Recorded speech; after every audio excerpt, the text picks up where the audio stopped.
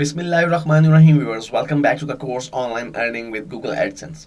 अपने इस वीडियो में हम ब्रीफली जायजा लेंगे कि एड नेटवर्क से क्या मुराद होती है और एड नेटवर्क्स के अंदर एक प्रोसेस होता है जिसे हम बिडिंग प्रोसेस कहते हैं, वो किस तरह से काम करता है और गूगल एडसेंस के अंदर भी बिडिंग प्रोसेस किस तरह से काम कर रहा होता है। तो आइए देखते हैं।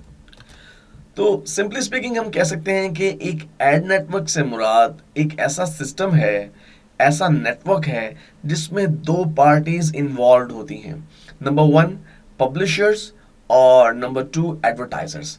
पब्लिशर्स वो लोग होते हैं जो अपनी वेबसाइट या अपने ब्लॉग्स के ऊपर स्पेसेस ऑफर कर रहे होते हैं एडवर्टीजमेंट के लिए, और एडवर्टाइजर्स वो लोग होते हैं जिन्होंने अपनी प्रोडक्ट्स या सर्विसेज की प्रमोशन के लिए वो स्पेस पर अपना एड डिस्प्ले करवाना होता है और उसके बदले वो पे करते हैं।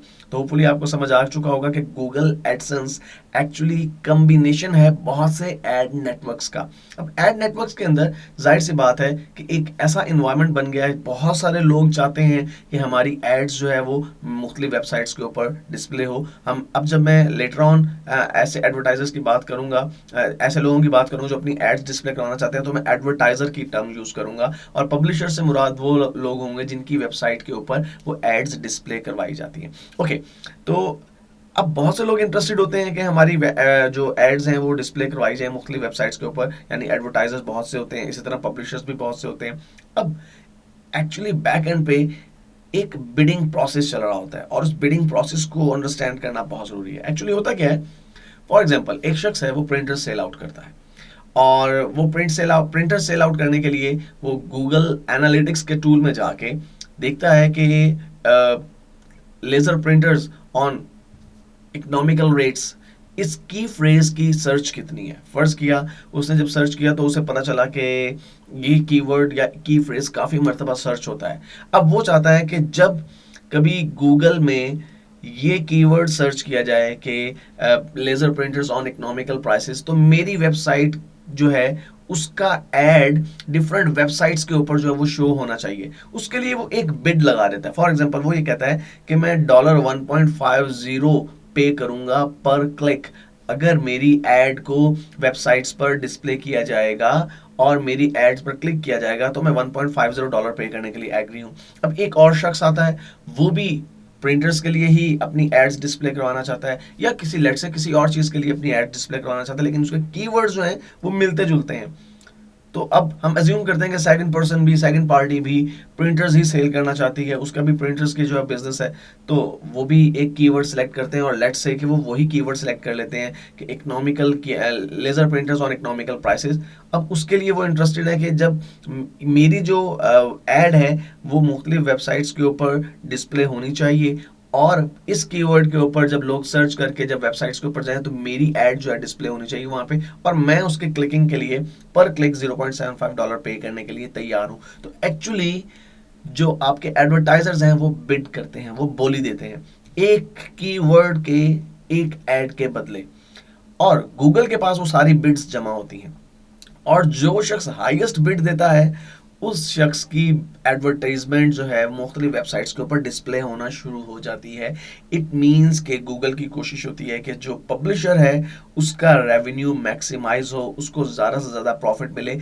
तो एक्चुअली गूगल एक मिडलमैन का रोल प्ले कर रहा है यहाँ पर, क्योंकि पब्लिशर्स अपनी वेबसाइट्स पे एड्स डिस्प्ले करवाना चाहते हैं, एडवर्टाइजर्स अपनी प्रोडक्ट्स और सर्विसेज के प्रमोशन के लिए एड्स देना चाहते हैं, लेकिन वो आपस में मिलते किस तरह से हैं, गूगल के थ्रू। और इसमें गूगल अपना कुछ कमीशन रखता है एज पर गूगल पॉलिसीज। जो गूगल की पॉलिसीज कहती हैं कि 35% जो है वो गूगल रखता है और 65% जो है वो रेवेन्यू पब्लिशर के अकाउंट में ट्रांसफर कर दी जाती है। तो होपफुली व्यूअर्स आपको बिडिंग प्रोसेस क्लियर हो चुका होगा। अब आपको ये समझ आ चुकी है कि बहुत से लोग जब गूगल एडसेंस की तरफ आते हैं तो उनका जो सवाल होता है वो ये होता है कि मैं इससे कितनी रेवेन्यू अर्न कर सकता हूं। तो इसके लिए जहन में रखिएगा कि डिपेंड करता है कि आपकी वेबसाइट जो है वो किस टॉपिक के ऊपर बनाई गई है, क्योंकि अमूमन गूगल एड्स डिस्प्ले करवाता है आपकी कंटेंट्स के रेलेवेंट। मिसाल के तौर पे अगर आपकी अकाउंटिंग से रिलेटेड वेबसाइट है तो गूगल की कोशिश होगी कि ऐसी एडवर्टीजमेंट्स आपकी वेबसाइट के ऊपर डिस्प्ले की जाए जिसमें अकाउंटेंट रिलेटेड प्रोडक्ट्स या सर्विसेज ऑफर की जा रही हूँ।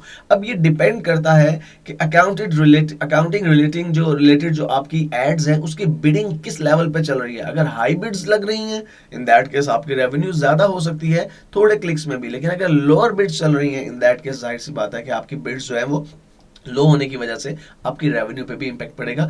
तो कोई लगा बंदा फार्मूला नहीं है जिसकी मदद से आप ये डिटरमिन कर सकें कि कितनी रेवेन्यू आप गूगल एडसेंस से एक दिन के अंदर अर्न कर सकते हैं। इसमें बैक एंड पे बिडिंग प्रोसेस बहुत इंपॉर्टेंट रोल प्ले कर रहा होता है। अस्सलामुअलैकुम। अगर आपने ये कोर्स urdu-dvds.com के अलावा कहीं से ख़रीदा है तो ये पायरेटेड यानी चोरी की कॉपी है। आप इन चोरों को पकड़ने में हमारी मदद कर सकते हैं और सही इत्तला देने की सूरत में इस कोर्स की ओरिजिनल कॉपी आपको बिल्कुल मुफ्त दी जाएगी।